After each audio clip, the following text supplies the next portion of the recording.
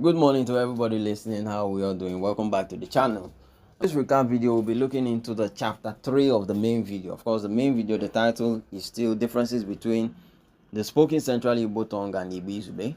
That is the main title. But in this chapter 3, we'll be looking specifically into a title that is giving us search for a central dialect, the making of Union Igbo, either Caroline Ward Central Igbo, and later Igbo Izugbe. So these are the three language forms we'll be looking at in this particular recap video. Now, after the work of Beke in the 1860s, the work was more or less put on hold.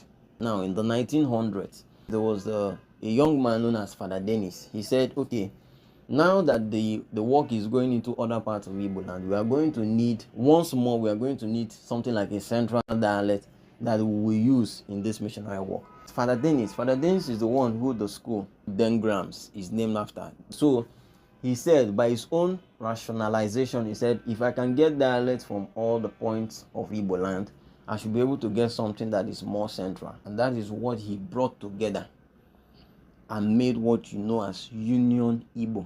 But they found that when it was spoken, when it was used to like preach to the Igbo people, the Igbo people didn't understand the work.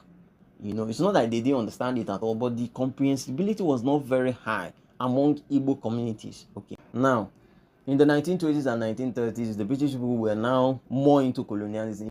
So the British people said, okay, the Union Igbo has been put together quite all right, but we saw that it is not well understood among the Igbo community. And so they came up with the person known as Ida Caroline Ward. She was a language expert. She worked on other languages in Africa, okay?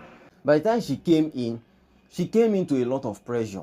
Colonialism had just taken root, and the Igbo people were not very happy about the colonialism. The educated class said, you cannot make a tongue for us that we will speak. There was one mistake I see that the British people make when regarding our language, and that is the mistake of cutting out the Anioma people when they want to consider the Igbo language. The Anioma people, the Anioma dialects, were not carried along in the work of these people, and so already they started on a wrong foot. Okay.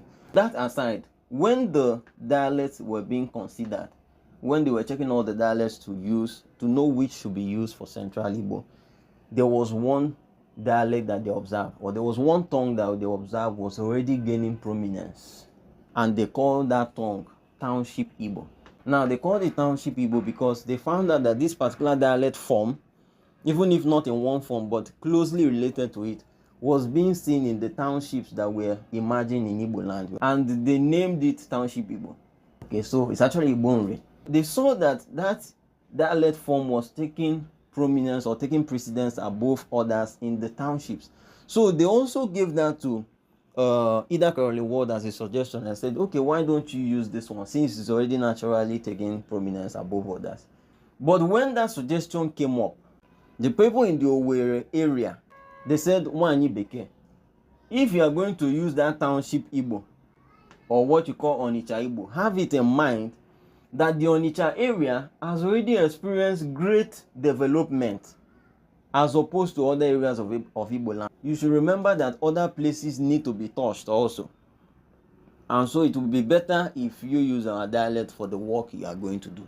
So she put the work together, and she also got a national recognition in Britain for that work called Central Igbo. Now, when they brought it back to Igboland as usual, they found out that it wasn't very central in nature. It wasn't well comprehended by other Igbo communities. And now, as the work was going, the educated class of the Igbo people, they came up and said, okay, we are not even happy that you have to come from Britain to try to make a dialect that all of us will speak in Igboland. But being that as it may, since you have already done the work, this thing you call Central Igbo, let us take it and work on it as Igbo people, and then we will give you the result. Because even the way she was spelling some of the Igbo words, they did not like it. So they took some words from that Central Igbo area, they took some words from the Uri area, they took it and added to Ida Caroline Ward's work, Central Igbo. What they came up with was now something even better. It wasn't Central per se, but it was better. The name before was Central Igbo, by what Caroline Ward called the Central Igbo. But I'm sure the people who worked on that dialect were smart enough to know it wasn't Central. And so they removed that name, Central Igbo. And they call it Igbo Izugbe, just General Igbo. Okay, so in the next recap video, we'll look into more details, more historical details, and more present day details about the language and how we speak, and the Central Igbo tongue that we use today that you get mostly in all the cities. We'll look more into that. Thank you for listening.